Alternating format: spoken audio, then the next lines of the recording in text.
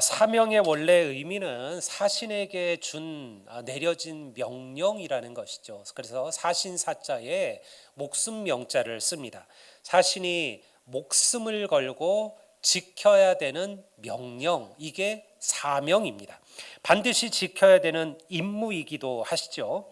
그리스도인으로 살아가는 우리들에게도 하나님 주신 사명이 있어요. 그것은 바로 영혼을 구원하며 하나님의 복음을 전하는 일임을 믿으시기를 바랍니다.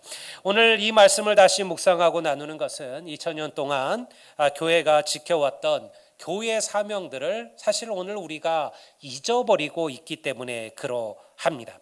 우리는 교회 성도의 수를 늘리기 위하여 전도하는 게 아니에요. 전도하다 보면 성도의 수가 늘겠죠. 부흥하겠죠. 하지만 그렇지 않아도 전도는 해야 되는 사명입니다. 복음을 전하는 것, 그것이 교회가 존재하는 이유이기 때문에 그러합니다. 부활하신 주님께서 승천하시기 전 우리에게 마지막으로 맡기신 사명임을 여러분들 믿으시기를 주의 이름으로 축원합니다. 2000년 전 예수 그리스도께서 온 인류를 위한 대속의 제물로 십자가에서 죽으셨습니다. 세상은 그렇게 끝이 난 줄 알았어요. 대제사장들도 서기관들도 바리새인들도 이제 예수의 이야기는 끝이라 그렇게 생각을 했습니다. 하지만 예수님께서는 사흘 만에 부활하셨습니다. 그리고 승천하시고 얼마 후 마가의 다락방에서 기도하던 제자들에게 주님이 약속하신 대로 성령께서 임하시게 됩니다. 성령의 충만을 경험한 제자들이 가장 먼저 한 일은 무엇이었냐면 바로 거리로 나가서 그리스도의 복음을 전하는 일이었습니다. 12명으로 시작된 예수 그리스도의 복음은 예루살렘과 유대와 사마리아와 땅끝으로 전파되기 시작했고요. 그리고 그 일에 가장 중요한 역할을 감당했던 이가 바로 바울 사도입니다. 바울이 처음부터 그러한 사명자는 아니었습니다. 우리가 아는 것처럼 바울은 원래 사울이었죠. 히브리어 이름, 유대 이름으로 사울이었던 그 사울이 사실은 예수님을 믿는 자들을 핍박하고 잡아 죽이던 박해자였습니다. 그런 그가 다메섹으로 하나님의 백성들을 가두고 죽이기 위하여 가던 그 다메섹 도상에서 부활하신 주님을 만나게 되고요. 그로 그는 완전히 새로운 사람이 되게 됩니다. 그때부터 바울은 유럽과 아시아와 그리고 소아시아를 다니며 주님의 복음을 전하는 자가 되었습니다. 그의 걸음이 닿는 곳마다 교회가 세워지고요. 수많은 이방인들이 그들의 신을 버리고 예수를 자신의 구주로 고백하기 시작했습니다. 그리고 교회가 세워졌습니다. 그 교회가 고린도 교회요, 빌립보 교회고 그리고 갈라디아 교회고 에베소 교회였죠. 그리고 2000년이 지난 지금 그 믿음의 토대 위에 우리 선한 열매교회도 세워졌음을 믿습니다. 여러분, 그 모든 시작에 바울의 헌신이 있었어요. 제가 가장 많이 듣는 이야기들 가운데 하나는 그런 거예요. 목사님, 무슨 교회가 이렇게 많습니까? 이렇게 많을 필요가 있나요? 이제 교회는 좀 그만 세워도 되지 않을까요? 물론 지금의 우리가 환경을 보면 뭐 그 말이 꼭 틀린 말은 아닐 겁니다. 하지만요, 여러분, 이것은요 축복이에요. 이건 우리가 불평할 일이 아니에요. 교회가 너무 많다고, 교회가 너무 많아졌다고 우리가 뭐라 할 일이 아니라는 것입니다. 여러분, 내가 걸어갈 수 있는 모든 곳에 하나님의 교회가 있습니다. 오래전 누군가가 그렇게 꿈꾸고 소망하고 갈망했던 이야기예요. 100여 년 전만 해도 성도들은요 30리 40리 멀게는 100리를 걸어서 교회를 찾아가곤 했습니다. 우리 초대교회의 역사를 보면요 그 이야기를 보면 멀리 먼 곳에서 5시간 6시간을 걸어서 교회를 왔어요. 그리고 그들이 그냥 오지 않았습니다. 왜? 한 번 교회 오면 하루 종일 그곳에 있어야 되니까 자기가 먹을 쌀을 짊어지고 혹은 음식을 해서 그것을 가지고 하나님들 예배에 참여하곤 했습니다. 몇 주 전 우리 제자 양육반이 김제 금산교회 기역자교회를 방문했어요. 그때 그 우리 그 교회에서 목회하고 있는 지금의 사모님이 이제 쭉 우리들에게 그 금산교회 기역자 교회에 대해서 쭉 그 얘기해 주셨는데, 이 교회가 처음 세워졌을 때요, 그곳은 김제잖아요. 그런데 임실에서부터 산을 넘어서 성도들이 예배하기 위하여 그 교회까지 왔다라는 거예요. 100여 년 전에 우리의 믿음의 선배들은요, 그렇게 믿음을 찾았습니다. 그리고 하나님께 간절히 기도했습니다. 우리 교회도, 우리 마을에도 우리가 하나님께 예배할 수 있는 교회 하나가 지어지기를, 그걸 위하여 부르짖어 기도했다라는 거예요. 여러분, 오늘 한 교회가 세워지기까지 그냥 된 것은 없습니다. 수많은 이들이 눈물로 기도했습니다. 수많은 이들이 목숨을 걸고 헌신했습니다. 그리고 한 영혼을 구원하기 위하여 하나님께 부르짖었어요. 그 덕분에 오늘 우리의 눈이 닿는 곳에 하나님의 교회가 세워진 거예요. 성도 여러분, 생명을 걸고 복음을 전하며 영혼을 사랑했던 이들이 있었기에 오늘도 우리는 이곳에서 하나님께 예배하고 있음을 믿으시기를 바랍니다. 이제 바울의 수고와 눈물이 보상받는 것처럼 보였습니다. 도처에 교회가 세워지고요, 그리고 열매가 거두어지기 시작했어요. 아마 보통 사람 같으면 거기서 멈추었을 겁니다. 바울도 나이가 많았습니다. 이제는 노쇠하기 시작했죠. 여러분들, 멈추어도 괜찮았어요. 이제는 그가 뿌려놓았던 그 열매들을 거두면서 살아도 누가 뭐라 그럴 이들이 없었을 거예요. 그런데 바울은요, 예루살렘으로 가기로 결정합니다. 이게 무슨 특별한 일이냐? 어차피 유럽과 소아시아 다 복음 전했는데 예루살렘을 가는 게 무슨 큰 일이겠느냐, 문제냐라고 우리는 생각할 겁니다. 사도행전 20장 22절과 23절을 한번 우리 다 같이 한번 읽어 보겠습니다. 다 같이 읽겠습니다. 보라, 이제 나는 성령에 매여 예루살렘으로 가는데 거기서 무슨 일을 당할는지 알지 못하노라. 오직 성령이 각 성에서 내게 증언하여 결박과 환난이 나를 기다린다 하시나. 바울은요, 예루살렘으로 가면 어떤 일이 자기에게 벌어질지를 사실은 알고 있었습니다. 바울이 예루살렘 가는 길은 꽃길이 아니었습니다. 영광의 길이 아니었죠. 고난과 환난의 길이었어요. 당대 유대인들에게 바울은요, 눈의 가시와 같았습니다. 그들이 보기에 바울은요, 유대교라는 그들의 종교를 멸시하고 그리고 거짓 종교인 그리스도교를 가르치는 이단자였습니다. 율법을 모독하고 예루살렘의 자부심을 흔드는 자, 그가 바로 바울이었죠. 바울이 아마 눈에 보이기만 하면 돌로 치려고 하는 이들로 가득한 곳이 바로 예루살렘이었습니다. 바울도 자신이 예루살렘으로 가는 그 길이 죽음의 길일 수 있음을 알고 있었어요.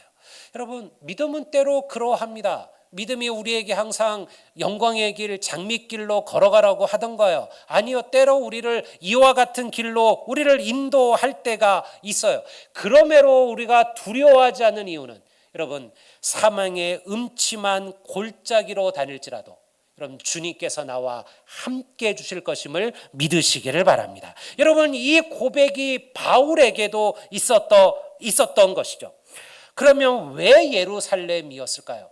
더 이상 유럽과 소아시아에서는 바울이 복음을 전할 것이 없었을까요? 아니죠. 아직도 그곳에는요, 바울이 가보지 못한 수많은 도시의 수많은 나라들이 사실은 있었습니다. 그러니 꼭 예루살렘이 아니어도 바울은 지금 유럽에서 소아시아에서 얼마든지 복음을 전할 수 있었을 겁니다. 그런데 왜 예루살렘이었을까요? 바울은요, 항상 가슴에 안타까움과 속상함을 가지고 살았어요. 무엇에 대한 안타까움, 무엇에 대한 속상함이었을까요? 바로 자기의 동족, 유대인, 이스라엘 백성들 때문이었습니다. 예수님께서 바울을 택하셔서 그를 이방인의 사도로 삼으셨어요. 내가 너를 이방의 빛으로 세우리라. 그래서 바울로 하여금 모든 이방 족속에게 복음을 전하고 그들을 생명의 길, 영생의 길로 인도했지만요, 그럴수록 바울의 마음에는요, 잃어버린 자기의 동족들, 예수님을 메시아로 구원자로 고백하지 아니하고 오히려 그를 십자가에 매달려 죽게 만들었던 자기의 동족들을 생각할 때마다 바울에게 안타까움이 있었다라는 거예요. 그들이 받게 될 심판, 그 멸망을 바울은 안타까워했습니다. 로마서 9장 3절을 보면요, 이스라엘 백성들, 유대 백성들에 대한 바울의 마음이 너무 절절하게 나와 있어요. 제가 한번 읽어볼까요? 이렇게 얘기합니다. 나의 형제 곧 고륙의 친척을 위하여 내 자신이 저주를 받아 그리스도에게서 끊어질지라도 원하는 바로다. 10장 1절도 제가 읽어보겠습니다. 형제들아, 내 마음에 원하는 바와 하나님께 구하는 바는 이스라엘을 위함이니 곧 그들로 구원을 받게 함이라. 성도 여러분, 믿지 않는 영혼들을 향한, 또 내 사랑하는 가족들, 내가 사랑하는 이들을 위한 이러한 간절함, 이러한 안타까움이 우리 안에도 시작되기를 주의 이름으로 축원합니다. 여러분, 이것이 전도의 시작입니다. 누가 이 마음 없이 무엇으로 우리가 다른 이들에게 이 생명의 복음을 전할 수가 있을까요? 바울로 하여금 예루살렘으로 가며 환난과 핍박이 있음을 알면서도 그 길을 가게 만들었던 이유가 바로 여기에 있습니다. 이것이 오늘 우리가 힘들고 어려워도 주의 복음을 전해야 되는 이유이기도 합니다. 천국은 절대 혼자 갈 수 없는 길입니다. 천국은 함께 가야 되는 길이지요. 우리는 매일 이렇게 이야기하면서도 막상 내 주위에 죽어가는 영혼들을 보면서 그 안타까움을 잊어버리고 산다라는 거예요. 전도는 영혼에 대한 궁율과 그리고 구원받지 못한 이들에 대한 안타까움에서 시작해야 되는 거예요. 기술로 하지 못합니다. 간절함으로 해야 되는 것이죠. 저희 교회가 지난주 김상복 전사님의 전도 간증을 들었습니다. 본인이 스스로 얘기하잖아요. 자기가 너무 말이 어눌하고 말을 잘 못한다고, 그리고 투박하다고. 우리가 들은 것처럼 그 간증이 무슨 세련되고 논리적이고 아주 그런 감정적인 그런 간증이 아닙니다. 말도 투박하고 어눌하시죠. 깔끔하지도 않을 겁니다. 그런데요, 제 안에는요, 그런 간증이 오히려 감동이 있어요. 대단한 자리나 공부를 하신 분도 아니에요. 그저 하나님을 모르는 한 영혼에 대한 안타까움으로 가득 찬 영혼이에요. 그게 그로 하여금 전도자로 살게 한 것이죠. 교회의 빈자리를 보면 안타까워서 견딜 수가 없다라는 그 전도사님의 말을 들으면서 여러분들은 어떤 생각을 하셨나요? 그분은 그러잖아요. 그 교회가 실제로, 그 창대교회가, 저도 얘기를 들었는데요, 실제로 그 전도사님이 전도한 사람들로 사실은 세워진 교회나 마찬가지라는 거예요. 그분은 옆에 빈자리가 있으면 참을 수 없다라는 거예요. 이걸 어떻게 할까? 어떻게 이 빈자리를 채울까? 그 마음이 그로 복음을 전하게 하고 전도하게 한 것이죠. 제가 종신대학을 다닐 때 구로의 한 교회에서 교육전도사를 했어요. 인원은 중고등부를 맡았는데요, 인원은 한 40여 명 정도 됐습니다. 그런데 1년 만에 중등부가 배로 부흥을 했어요. 누구 때문일까요? 저 때문이라면 얼마나 좋겠습니까? 근데 저 때문이 아니에요. 그 교사, 여집사님 한 분 때문에 그 중등부가 2배의 부흥을 이뤄냈어요. 그분은 제가 전도사를 하면서 처음 교사를 시작한 그런 분이셨습니다. 이제 새로 연말에 이제 새로 교사들을 이제 세워야 되는데, 보니까 이분이 참 그 영혼에 대한 안타까움이 있고, 그리고 아이들을 너무너무 사랑하고 예뻐하시는 거예요. 그래서 제가 그분에게 부탁을 좀 했어요. 교사를 좀 맡아주시면 안 되겠느냐. 그러니까 이분이 한 주를 기도하고 자기가 부족하지만 해보겠다고 그렇게 얘기를 해서 중등부 교사를 시작을 하셨습니다. 그리고 나서요, 여러분, 한 2주, 3주 지났을까요?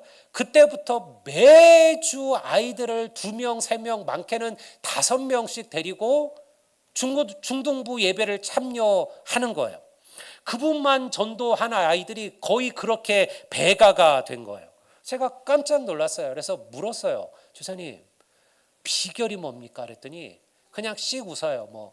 비결이 어디 있어요, 전사님. 그냥 하나님께서 보내주셨어요. 그렇게만 이야기하시는 거예요. 근데 제가 얼마 후에 그 비결을 알게 되었습니다. 제가 토요일 날 이제 교회를 오는데요. 버스 타고 오는데 그 우리 교회 부근에 있는 그 한 중학교를 지나가게 됐습니다.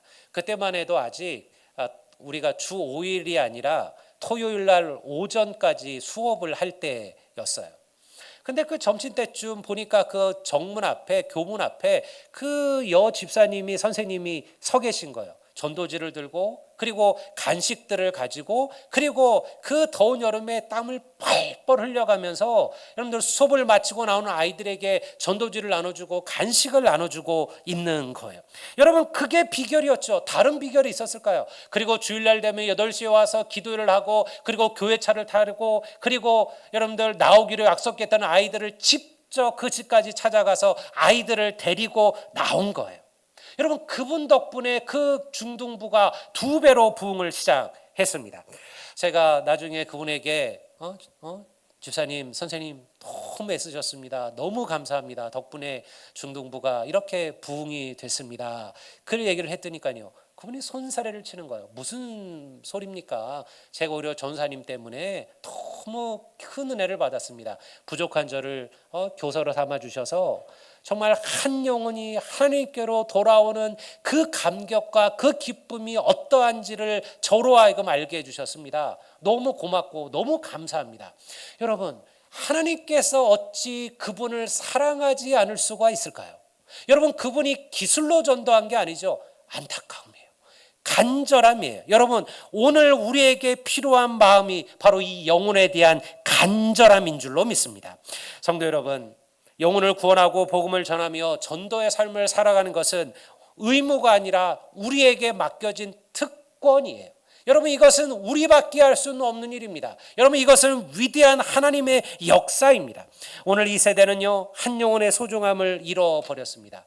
아마 큰 교회로 가면 갈수록 더욱더 그럴 겁니다. 한 사람이 오든 안 오든 여러분들 별 차이가 없으면, 근데 벌써 저희 교회만 해도 몇 사람 빠지면 우리가 빈자리들을 느끼잖아요. 여러분, 그럴 때 우리는 한 영혼을 알아요. 여러분, 하물며 더 작은 교회들, 정말 몇 명의 성도를 가지고 예배하는 교회들, 여러분, 그곳에서 그 한 영혼은 어떠한 마음일까요?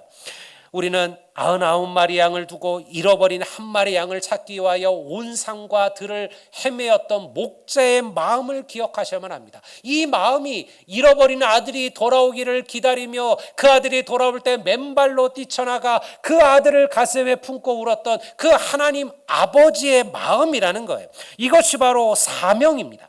모든 성도들은, 그리스도인들은 하나님께 사명을 받았습니다. 우리 각자에게 주어진 소명은 다를 겁니다. 각자의 소명이 있어요. 저는 목회자로서의 소명이 있습니다. 여러분들대로 가정에서, 직장에서, 살아가는 삶의 현장에서 여러분들의 소명이 있어요. 소명은 다르지만 우리가 받은 사명은 하나예요. 각자 받은 이 소명을 통하여 하나님의 은혜의 복음을 전하는 사명자로 살아야 되는 것, 이것이 오늘 그리스도인들에게 주어진 일입니다. 여러분, 하나님께서 우리에게 선교사로 가라고 말하는 게 아닙니다.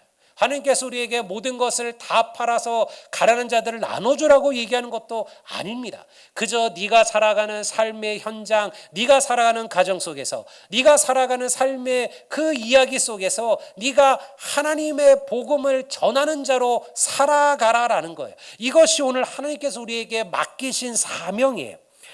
예루살렘을 가면 환난과 결박이 자신을 기다리고 있음을 알면서도 바울이 여러분 그곳으로 가야 했던 이유가 여기에 있는 것이죠. 24절을 보면 바울이 이런 얘기를 합니다.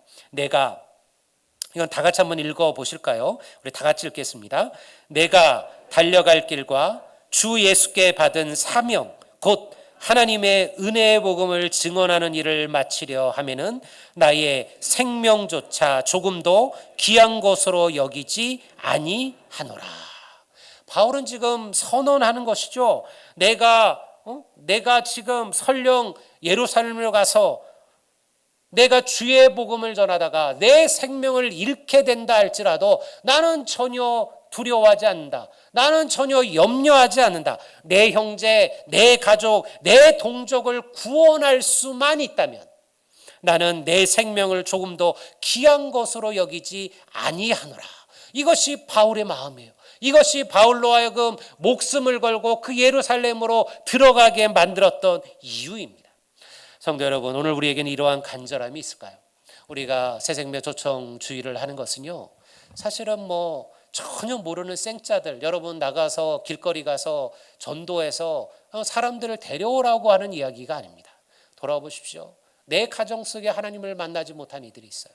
내 아내, 내 남편이, 내 자녀들이, 혹은 내 부모, 형제들이, 내 사랑하는 친지들이 아직도 하나님을 알지 못합니다.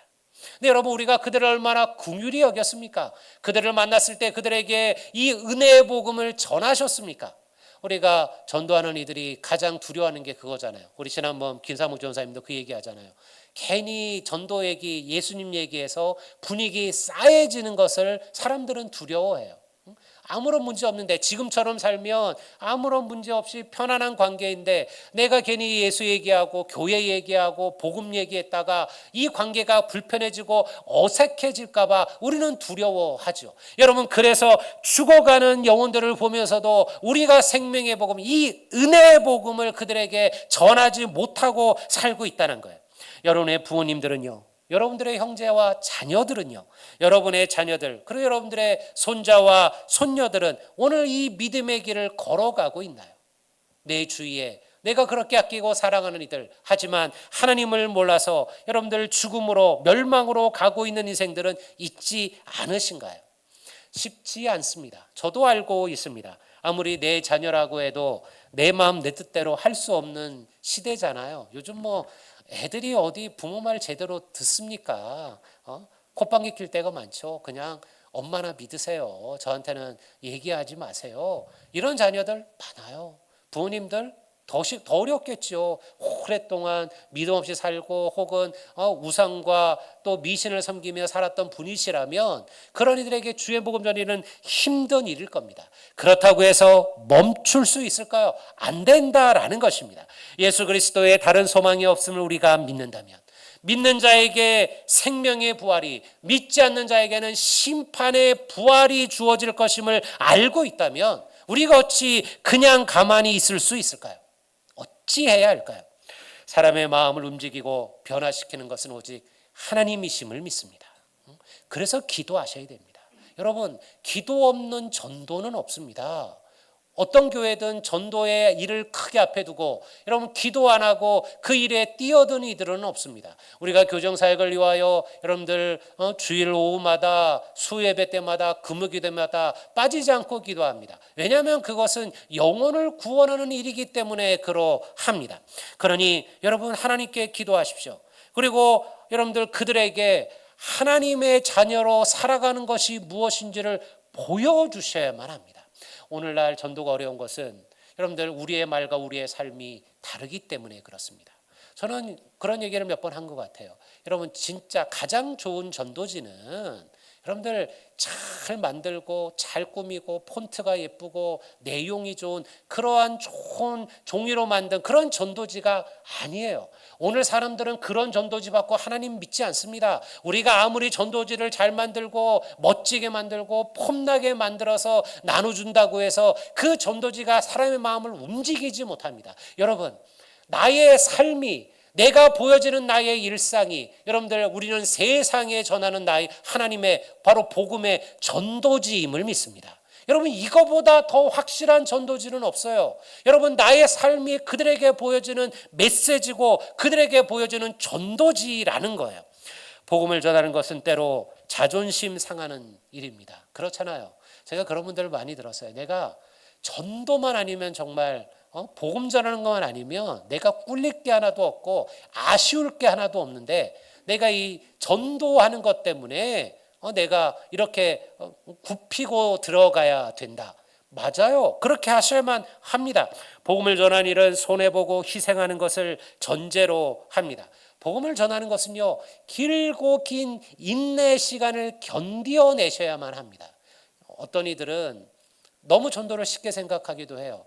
전도만 하면 사람들이 쉽게 마음을 열고 오는 이들도 있죠. 근데 여러분, 제가 만났던 많은 이들 가운데는요, 수십 년을 걸려서 한 영혼을 전도하는 성도들도 많았습니다.